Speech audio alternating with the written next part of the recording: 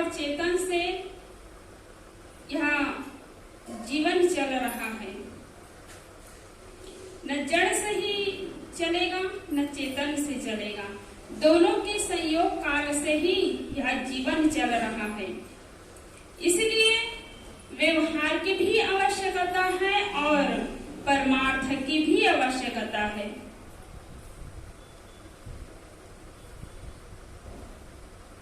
यह शरीर दिख रहा है और शरीर के भीतर में जो चेतन आत्मा निवास कर रहा है वह दिखाई नहीं देता है। लेकिन जो दिखाई नहीं देता है उसके लिए लोगों के पास समय नहीं है, केवल शरीर के लिए ही सोचता है। सुबह से लेकर शाम तक जो काम करता है, काम धंधा करता है, शरीर के लिए ही सोचता है, शरीर के लिए ही वह करता है। लेकिन जिसके भरोसे में यहाँ शरीर चल रहा है, जीवन चल रहा है, उसके लिए सोचता नहीं है। उसके लिए कहता है कि हमारे पास तो समय नहीं है, हमारे घर में इतने काम काज है कि हमें सत्संग के लिए, भजन के लिए, कीर्तन के लिए समय नहीं है। जीवन में भोजन की भी आवश्यकता है और भजन की भी आवश्यकता है। तन को स्वस्थ और सुदृढ़ रखने के लिए भोजन की आवश्यकता है और मन को स्वस्थ और सुदृढ़ रखने के लिए भजन की आवश्यकता है। हम देखते हैं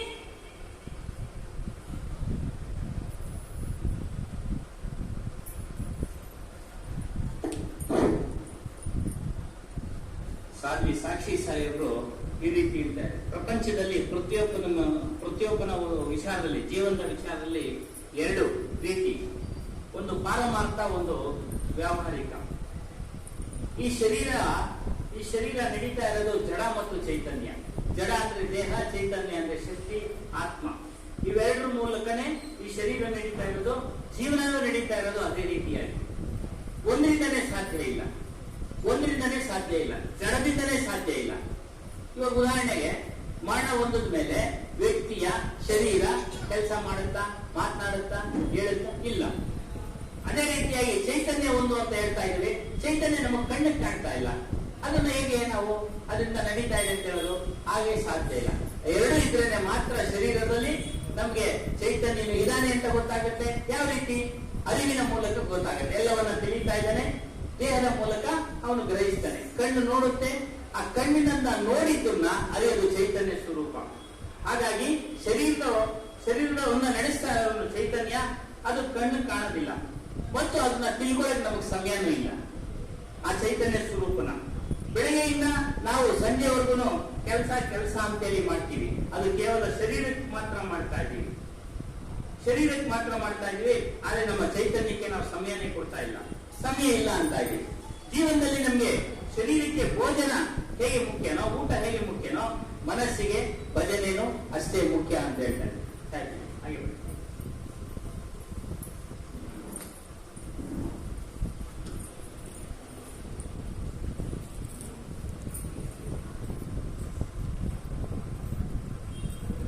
हम देखते हैं कि संसार में जिन्होंने केवल शरीर के लिए ही जिया, उनका आज नामो निशान नहीं है।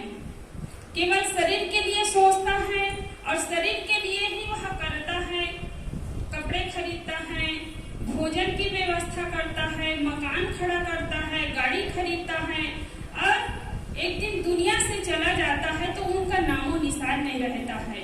लेकिन जिन्होंने भजन करते करते इस संसार से गया, उसी की आज हम नाम ले रहे हैं, याद कर रहे हैं। साक्षात हम उनको देखे नहीं हैं, उनका शरीर कैसा था, कैसे उसके चेहरे थे, नहीं जानते।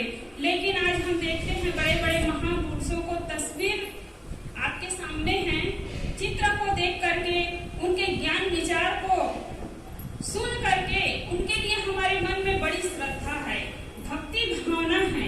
तो इसलिए हमें भी चाहिए कि हम अपने जीवन को अच्छा बनाएं, केवल शरीर के लिए न जिए, आत्मा के लिए भी सोचे।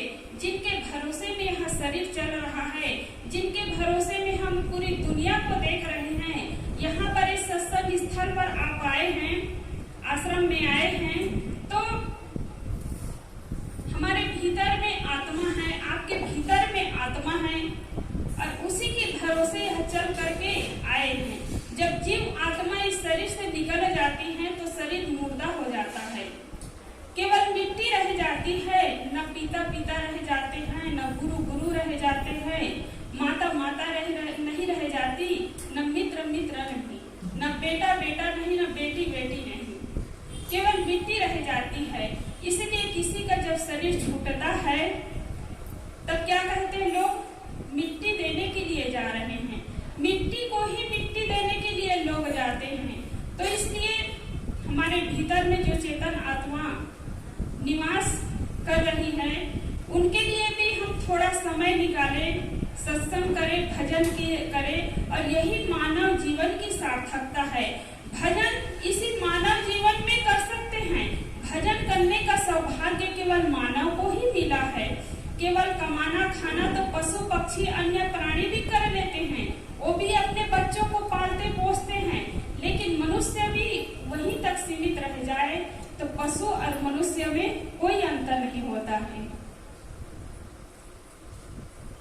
ಮತ್ತು ಮುಂದುವರೆದು ಹೇಳಿದ್ರು, ನಾವು ಶರೀರಕ್ಕೆ ಕೆಲಸ ಮಾಡ್ತೀವಿ, ಎಲ್ಲ ಮಾಡ್ತೀವಿ, ಆದ್ರೆ ನಮ್ಮ ಹೆಸರು, ನಮ್ಮ ಗುರುತು ಯಾರು ನಾವು ಹೋದ ನಂತರ ನೆನಪು ಮಾಡ್ಕೊಳ್ಳೋದಿಲ್ಲ. ಈ ಶರೀರ ಜೀವನ ನಡೆಸಕ್ಕೆ ಪದಾರ್ಥಗಳನ್ನ ಖರೀದಿ ಮಾಡ್ತೀವಿ, ಜೀವನ ನಡೆಸ್ತೀವಿ. ಏನೇ ಮಾಡಿದ್ರು ಸಹ ನಮ್ಮನ್ನ ನೆನೆಸೋದು ತುಂಬಾ ಕಡಿಮೆ ಅಂತಂದ್ರೆ, ಮಕ್ಕಳು ತಂದೆ ಆಸ್ತಿ ಮಾಡಿದ್ರೆ ಮಾತ್ರ ಆತನ್ನ ನೆನೆಸ್ತಾರೆ, ಇಲ್ಲ ಅದೇ ನೆನೆಸಲ್ಲ. ಏನು ಮಾಡ್ಲೇ ಇಲ್ಲ ನಮ್ಮ ಅಪ್ಪ ಬಿಡಪ್ಪ ಅಂತಾರೆ ಅಷ್ಟೇ. ಹಾಗಾಗಿ ನೀವು ನಿಮ್ಮನ್ನ ನೆನಪಿಸಿಕೊಳ್ಳಬೇಕು, ಅಂತಹ ಕಾರ್ಯವನ್ನ ಮಾಡಿ. ಮಹಾಪುರುಷರ ಉದಾಹರಣೆ ಕೊಡ್ತಾರೆ, ಫೋಟೋಗಳಲ್ಲಿ ನೋಡ್ತೀವಿ, ಫೋಟೋಗಳಲ್ಲಿ ನೋಡ್ಬಿಟ್ಟು ಅವ್ರನ್ನ ಹೇಳ್ಕೊಳ್ತೀವಿ. ಉದಾಹರಣೆಗೆ ಕಬೀರ್ ಸಾಹೇಬರು ಎಂತ ಜ್ಞಾನ ಕೊಟ್ರಪ್ಪ ನಮ್ಗೆ ಅಂತೇಳಿ 625 ವರ್ಷಗಳಿಂದ ಅವ್ರನ್ನ ನೆನಪಿಸಿಕೊಳ್ತಾ ಇದೀವಿ, ಅವರ ಜ್ಞಾನ ಕೊಟ್ಟಿರೋ ಜ್ಞಾನದ ಮೂಲಕ.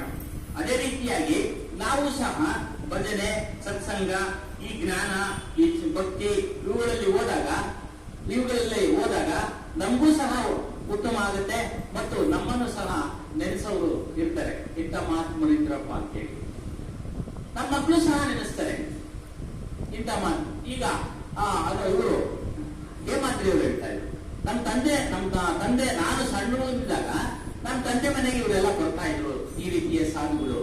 ನೋಡಿ, ಅವ್ರ ತಂದೆನ ಯಾವ ಮೂಲಕ ನೆನೆಸಿದ್ರು, ಸತ್ಕಾರ್ಯ ಮಾಡಿದ ಮೂಲಕ ನೆನೆಸಿದ್ರು, ಬೇರೆ ವಿಚಾರ ಬರಲಿಲ್ಲ. ಹಾಗಾಗಿ ನೀವು ಸಹ ನಿಮ್ಮ ಒಂದು ಸತ್ಕಾರ್ಯದ ಮೂಲಕ ನೆನಪು ಮಾಡ್ಕೊಳ್ಳೋಂಗೆ ಮಾಡಿ.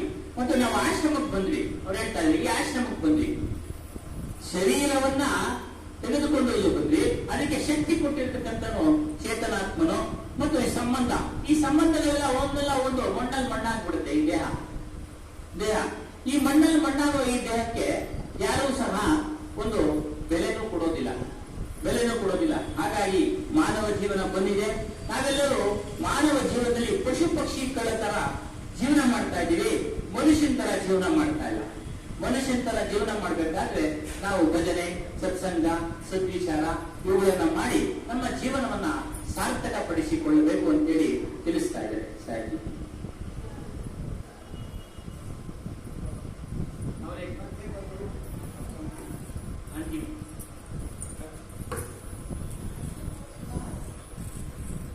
जीवन में भोजन और भजन दोनों की आवश्यकता है, व्यवहार और परमार्थ दोनों की आवश्यकता है। जब हमारा व्यवहार सुंदर होता है, व्यवहार को हम सजाते हैं, व्यवहार को संवारते हैं, बढ़िया सुंदर बनाते हैं, तो हमारा परमार्थ जो है बना बनाया होता है। क्योंकि हम देखते हैं कि लोग भगवान की पूजा तो करते हैं, जाते हैं, 1-1 घंटा पूजा करते हैं, लेकिन घर में माता पिता है, सास ससुर है, देरान जेठान है, भाई है, पिता पुत्र है, उसके साथ व्यवहार सही नहीं होता है। इसलिए जीवन में सुख नहीं, जीवन में शांति नहीं। तो व्यवहार सुंदर होना चाहिए। सदगुरु श्री अभिलाष साहब जी ने कहा है, दिल दया रहम को तजकर संध्या नमाज खाली है, प्राणी से बैर बनाकर ईश्वर पूजा जाली है। ईश्वर की पूजा कर ले, भगवान की पूजा कर ले, यदि हमारा व्यवहार सही नहीं है, व्यवहार सुंदर नहीं है, तो ये पूजा केवल दिखावा मात्र है। इसलिए सदगुरु कहते हैं, जो कुछ करो सो पूजा, जो कुछ मैं पवित्र भाव से करता हूँ वह सब कुछ पूजा है। व्यवहार में झाड़ू लगाते हैं, घर में झाड़ू लगाते हैं, पोछा लगाते हैं, बर्तन साफ करते हैं, यदि पवित्र भाव से जो कुछ भी करते हैं, किसी की सेवा करते हैं, तो सब पूजा है। इसलिए प्राणियों के साथ दया का व्यवहार करना चाहिए, जीवों के प्रति दया का व्यवहार होना चाहिए, प्राणियों में सबके प्रति हित की भावना होनी चाहिए, मनुष्यों के साथ प्रेम का व्यवहार होना चाहिए, और यही सबसे बड़ी पूजा है। तो व्यवहार सुंदर हो तब हमारा परमार्थ भी सुंदर हो सकता है। तो हम शरीर के लिए सोचते हैं तो आत्मा के लिए भी सोचे, तो व्यवहार और परमार्थ दोनों की आवश्यकता है। बोलिए सद्गुरु देव की जय।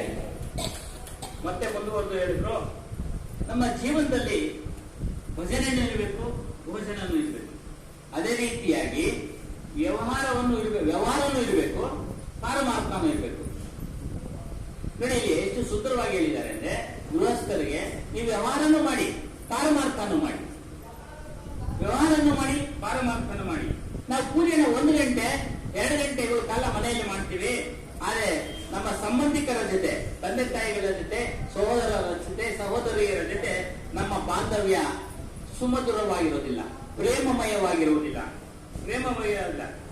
ಅಭಿಲಾಷ್ ಸಾಹೇಬರು ಪೂಜಾ ವಿಚಾರದಲ್ಲಿ ಹೇಳ್ತಾರೆ, ನೀವು ಪೂಜೆ, ಈಶ್ವರನ ಪೂಜೆ ಗಂಟೆಗಳ ಮಾಡ್ತೀರಾ, ಆದ್ರೆ ಮನೆಯಲ್ಲಿ ಮಾಡತಕ್ಕಂಥ ಪ್ರತಿಯೊಂದು ಸೇವೆ, ಕೆಲಸವು, ಪೂಜೆ, ಅದನ್ನ ಶ್ರದ್ಧೆಯಿಂದ ಮಾಡಿ.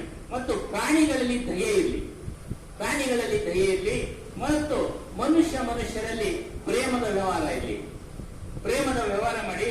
ಮತ್ತು ಶರೀರ ಮತ್ತು ಆತ್ಮ, ಶರೀರದ ಬಗ್ಗೆ ಯೋಚನೆ ಮಾಡಿ, ಇಲ್ಲ ಅಂತಿಲ್ಲ. ನಿಮ್ಮ ಆರೋಗ್ಯದ ಬಗ್ಗೆ ಯೋಚನೆ ಮಾಡಬೇಕು. ಏನೇನ್ ತಗೊಳ್ಬೇಕು, ನಾವು ಏನೇನ್ ತಿನ್ಬೇಕು, ಅದೆಲ್ಲ ನಾವು ಯೋಚನೆ ಮಾಡಲೇಬೇಕು. ಏನ್ ಕೆಲಸ ಮಾಡಿದ್ರೆ ನಮ್ಗೆ ಲಾಭ. ವಯಸ್ಸಾದಂತೆಲ್ಲ ನಮ್ಗೆ ಕೆಲಸ ಮಾಡಕ್ಕೆ ಆಗೋದಿಲ್ಲ, ಆಗ ನಾವು ಸರಳವಾದ ಕೆಲಸಗಳು ಮಾಡಬೇಕು. ಈ ರೀತಿಯಾಗಿ ಶರೀರದ ಕಡೆ ಯೋಚನೆ ಮಾಡಿ ಮತ್ತು ಆತ್ಮದ ಕಡೆ ಯೋಚನೆ ಮಾಡಿ. ನಮ್ಗೆಲ್ಲ ಶಕ್ತಿ ಕೊಟ್ಟು ನಡೆಸ್ತಾ ಇರೋದು ಆತ್ಮ, ನಮ್ಗೆ ಚೈತನ್ಯ ಕೊಟ್ಟು ನಡೆಸ್ತಾ ಇರೋದು, ಶರೀರವನ್ನು ನಡೆಸ್ತಾ ಇರೋದು ಆತ್ಮ, ತಿಳುವಳಿಕೆ ಕೊಡ್ತಾ ಇರೋದು ಆತ್ಮ. ವ್ಯವಹಾರ ನಡೆಸಕ್ಕೂ ಸಹ ಆತ್ಮವೇ ಕಾರಣ. ಅದರ ಅರಿವಿನ ಮೂಲಕ, ಅರಿವೇ ದೇವರು ಅಂತ ಕನ್ನಡದಲ್ಲೂ ಹೇಳ್ತಾರೆ. ಆತ್ಮ ಅಂದ್ರೆ ನಾನು ಅಂದ್ರೆ ಅರಿವು. ಈ ರೀತಿಯಾಗಿ ಹಲವಾರು ಪದಗಳನ್ನ, ಶಬ್ದಗಳನ್ನು ಉಪಯೋಗಿಸಿ ಹೇಳ್ತಾರೆ.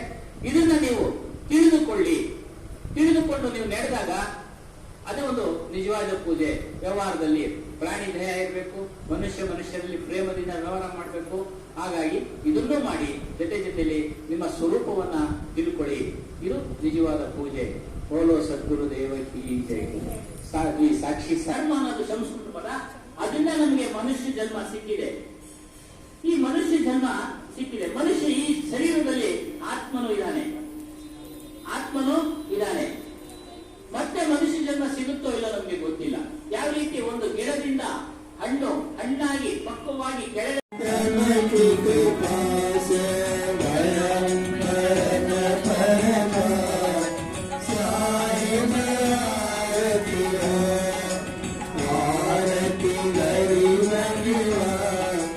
Sahib